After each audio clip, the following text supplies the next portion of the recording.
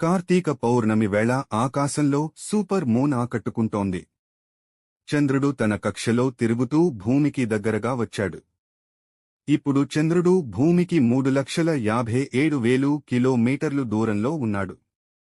సాధారణ రోజుల కంటే ఇవాళ 17,000 కిలోమీటర్లు దగ్గరికి వచ్చాడు. వెంటనే బయటికి వెళ్లి ఈ దృశ్యాన్ని ప్రత్యక్షంగా వీక్షించండి. చంద్రుడు ఇలా భూమికి సమీపంగా రావడం ఈ ఏడాది ఇది రెండోసారి కావడం విశేషం.